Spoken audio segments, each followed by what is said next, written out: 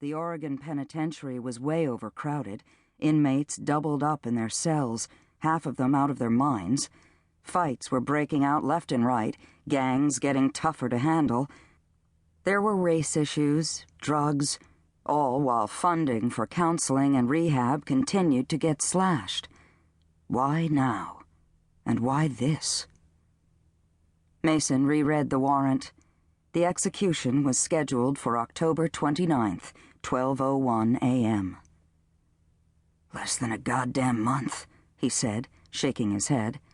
Then, as if to rouse himself, he clapped his mismatched hands, one as dark as the rest of his black skin, one strangely, almost grotesquely white.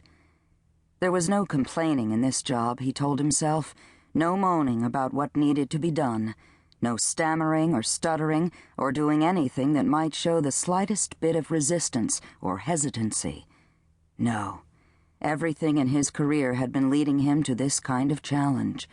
His demeanor, his words, his actions would all set a tone, and he knew exactly what that tone had to be.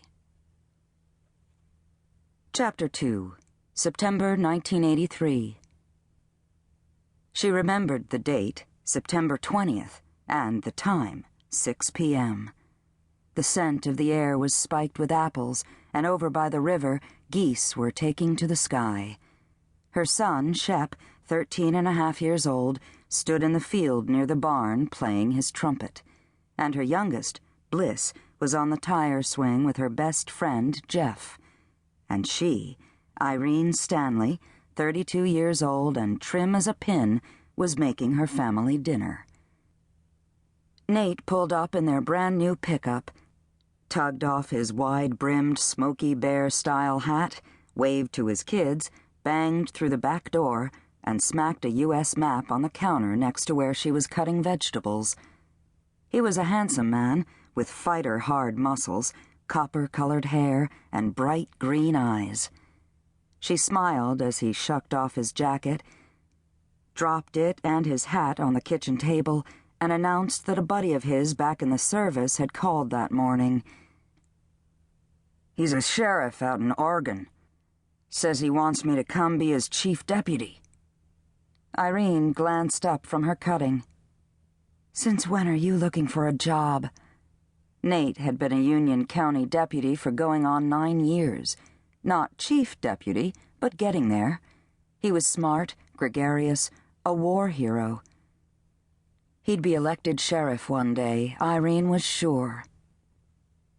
"Since I talked with Dobbin. That's his name. Dobbin Stubnick. We were pretty tight in Nam." "Sheriff Stubnick?" "Stubnick." "Oh." Irene reached for a potato, sliced it in half. It'd be stew for dinner. Beef with carrots, potatoes, and those little onions Nate hated but the kids loved. "He's a good guy," her husband said. "Smart, quick, going somewhere."